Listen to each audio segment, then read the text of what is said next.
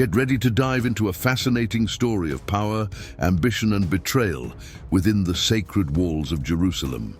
Today, we will uncover a lesser-known side of the reign of Baldwin IV, the Leper King, and his hidden enemies. While battling the terrible disease that consumed his body and keeping Saladin's armies at bay, Baldwin also fought against enemies much closer to home, nobles, regents, and even members of his own family, willing to do anything to control the throne. In this video, we will uncover who these conspirators were, what drove their ambitions, and how palace intrigues threatened not only Baldwin's throne, but the very fate of the Latin kingdom of Jerusalem. You will understand how internal weaknesses can be just as dangerous as an enemy siege, and how Baldwin's courage and cunning shone through the betrayals. Stay until the end to discover surprising details about the backstage of power in Jerusalem, and see how, even surrounded by betrayals, Baldwin remained a symbol of dignity and leadership in times of extreme trial.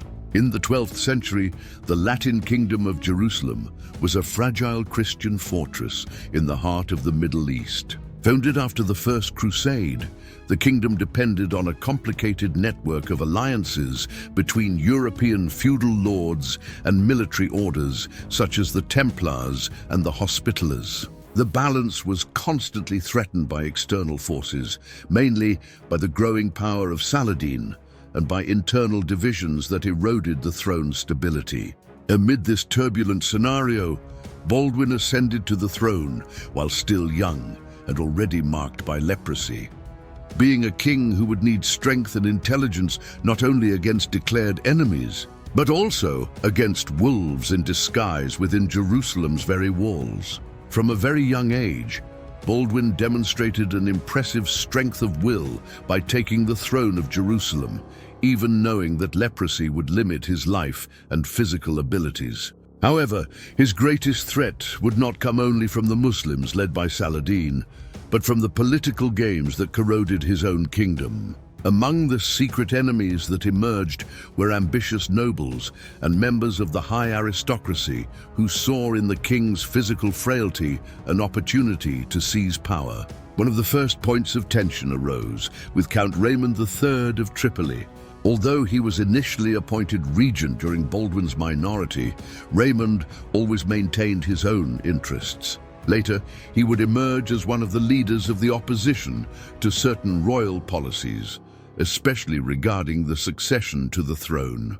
Another central figure was Guy of Lusignan, a French knight who married Sibylla, Baldwin's sister.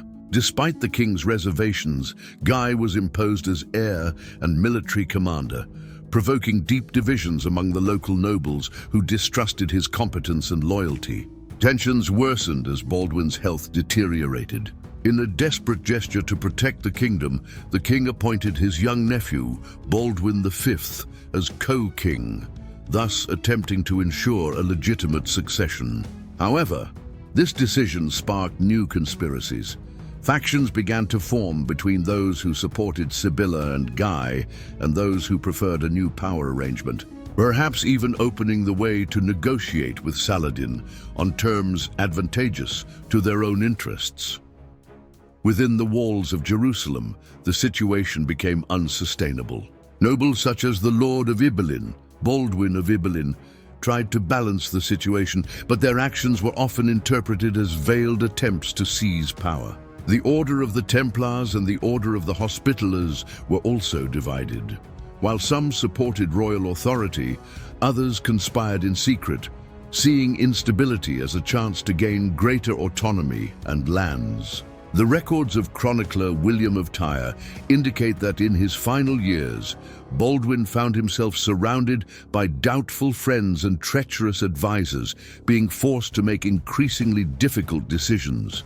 At one point, already blind and unable to ride, Baldwin had to be carried in a litter to continue ruling, trying to maintain an illusory control over a nobility that, in practice, already saw itself free to act according to its ambitions. The king, however, never completely lost his moral authority. Even those who conspired in secret acknowledged Baldwin's charisma and legitimacy.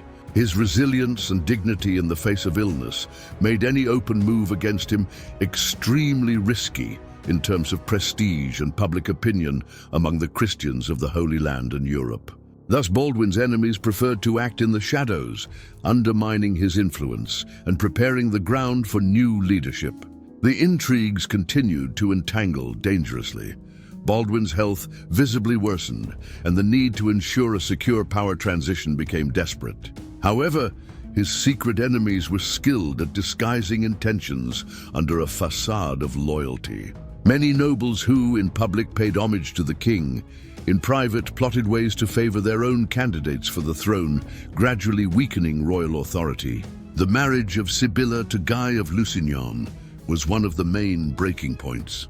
Baldwin, aware of Guy's unpopularity and the general distrust regarding his character, tried to limit his power. In a bold gesture, he stripped Guy of the right to govern and attempted to replace him with other more trustworthy military leaders, such as Raymond of Tripoli.